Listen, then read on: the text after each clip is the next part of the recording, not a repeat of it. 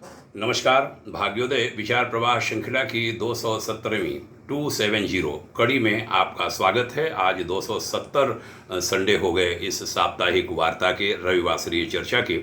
आज 27 जुलाई 2025। बंधुओं, बड़ी गंभीर समस्या से देश गुजर रहा है। धर्मांतरण का जो एक बड़ा विषय आया वो छोटा नहीं है, बहुत बड़ा विषय है। ये तो एक व्यक्ति पकड़ा गया है, अनेक लोग इसमें काम कर रहे हैं। यह चीज़ें प्रकाश में आ रही हैं, जांच में आ रही हैं। न केवल उत्तर प्रदेश में बल्कि देश भर में ये जाल संजाल बैठा है, फैला है और लोग इस पर बोल नहीं रहे हैं। खासकर एक जो विशेष समुदाय है जिससे वो आते हैं, उसके अच्छे लोग भी सब चुप हैं, सब मुंह पर टेप लगाए बैठे हैं। राजनीतिक पार्टियां तो बोलती ही नहीं। इसमें एक गंभीर समस्या जो जांच एजेंसियों के माध्यम से आई वह ये आई कि जो गरीब लड़कियां हैं वह ज़्यादा शिकार हो रही हैं। जो पीडीए कहा जाता है, पीडीए की शिकार से जुड़ी बच्चियां और भी जातियों पर, कथित उच्च वर्ग के लोगों पर भी उनकी नज़र है।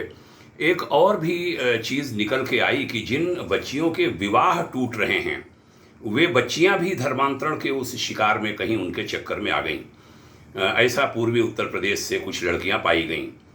कोई बड़ी बहन, एक परिवार की 2-3 बहनों में, वह ससुराल से हटी, वो उनके चक्कर में आ गई हिंदू लड़के समझकर, और वहाँ संजाल कुछ और है।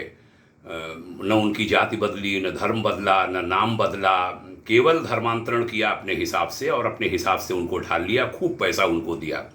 उधर माता पिता जो बैठे हैं, धन कहते हैं बड़ा खराब चीज़ होती है, वो ऐसे अंधे हैं कि उनको ये मालूम नहीं कि हमारी कम पढ़ी लिखी लड़की, लोग लाखों रुपए खर्च करते हैं, बच्चों को पढ़ाते हैं, तब जितना नहीं कमा पाते उससे ज़्यादा वो बच्ची कैसे कमा के ला रही है और पैसा यहाँ वहाँ लुटा रही है, दिखा रही है। उसके चक्कर में माता पिता तक आते देखे गए। उसके चक्कर में उनकी छोटी बहनें भी आती गईं, छोटी बहनों के भी रिश्ते टूट गए। ऐसे अभी पूर्वी यूपी में कुछ केस आए और वो सब उस संजाल में जाकर के फंस गए।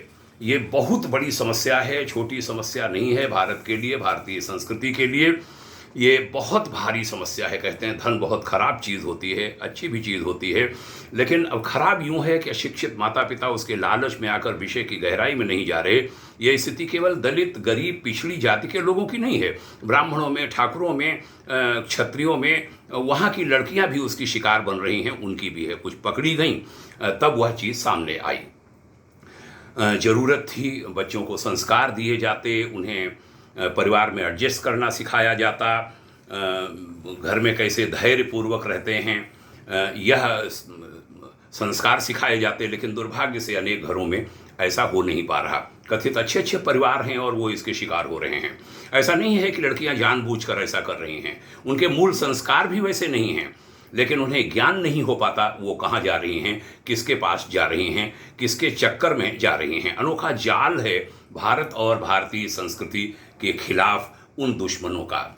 इसलिए समाज के हर वर्ग को चेतना होगा, अभिभावकों, शिक्षकों, आचार्यों, धर्मगुरुओं, सभी को इस मोर्चे पर जुटना होगा और आंख कान खोल कर जुटना होगा। और ये नहीं कम पढ़ी लिखी लड़कियां ही उसकी शिकार हो रही हैं, उच्च शिक्षित लड़कियां भी शिकार हुई। अभी श्री ओमकार चौधरी जी की एक वार्ता सुन रहे थे धीरेन्द्र पुंडीर के साथ, दोनों बड़े पत्रकार हैं देश के।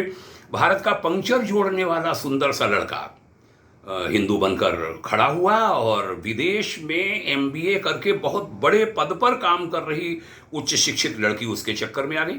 मोबाइल का दुरुपयोग हो रहा है, लड़कियों के भविष्य को चौपट कर रहा है, मोबाइल माध्यम बना और वो लड़की भारत में उसके चक्कर में आ गई, चौपट कर बैठी अपना सब कुछ। इस गंभीर समस्या पर समूचे भारत में जो ध्यान पूरी सख्ती से गया है वह उत्तर प्रदेश के अलावा शायद ही इतना सख्ती से कहीं गया हो। योगी जी को धन्यवाद इसके लिए, हमारे मुख्यमंत्री जी को। वह सख्ती और बढ़ाई जा रही है। दुर्भाग्य रहा इस देश में संभल होता रहा, मेरठ होता रहा, मुरादाबाद होता रहा, कश्मीर होता रहा, राजनीतिक दलों की सरकारें आंखें बूंदे रहीं। योगी सरकार ने हमलावर बनकर उस पर प्रहार किया है, लेकिन निदान जनता के पास है, अकेले सरकार नहीं कर सकती। जब सशक्त नेतृत्व मिला हो तब समाज का हर व्यक्ति सजग हो जाए, समस्या निदान हो जाएगा, निश्चित रूप से होगा। इसके लिए मेरा पुत्र, मेरी पुत्री, मेरा परिवार इस संकीर्ण सोच से बहुत ऊपर उठना होगा। यह सोच व्यक्ति को अंधा कर देती है। वो पैसा कहीं से भी आए, किसी के हित मारे जाएं, उस ओर उसका ध्यान नहीं जाता। ऐसे व्यक्ति, युग कोई भी रहा हो, हर युग में पिटे हैं, उनका यश नष्ट हुआ है, उनके पूर्वजों के यश की हानि हुई है, बच्चे नष्ट हुए हैं, सब कुछ बर्बाद हुआ है। इससे हम सबको बचना चाहिए। इस स्थिति से बचने के लिए अपनी दृष्टि को, अपनी सोच को बहुत व्यापक बनाना होगा, सोच को ऊंचा उठाना होगा, लालची वृत्ति छोड़नी पड़ेगी। परिवार समाज के विवेकवान लोग, समझदार लोग, उनके व्यक्तियों की राय, उनके सुझावों को महत्व देना होगा। कोई समस्या लाइलाज नहीं होती, सबका इलाज होता है, सबका इलाज संभव है। बस समझ चाहिए, सोच चाहिए, और वह सोच समाज में विकसित करनी पड़ेगी। आइए समाज के सभी वर्ग साथ आकर लाइलाज बन चुकी इस गंभीर समस्या से निपटें, समाधान खोजें और निदान करें। ये जो धर्मांतरण का खेल है वो छोटा खेल नहीं है, बहुत बड़ा खेल है, और उसमें सब बच्चियां फंस रही हैं। हिंदुओं की ही बच्चियां फंस रही हैं, गरीबों की ही बच्चियां फंस रही हैं, और पढ़ी लिखी भी फंस रही हैं। जैसा हमने कहा, इससे निकाला जाए, सभी अपनी सोच को व्यापक बनावें। जो हानि हो रही है देश को, हमारी संस्कृति को, हमारे सनातन को, उससे सब बचाएं एक दूसरे को। भगवान करे, ईश्वर सबको सद्बुद्धि दे। इस समय धियो यो नः प्रचोदयात की बहुत आवश्यकता है। भारत और भारतीय संस्कृति को बहुत कुछ नष्ट होता जा रहा है। रोकिए, रोकिए, रोकिए, यही प्रार्थना हाथ जोड़कर, हाथ जोड़कर, हाथ जोड़कर सभी ऐसे माता पिताओं से, सभी ऐसी बच्चियों से, वे अपने भविष्य को अंधकार न बनावें।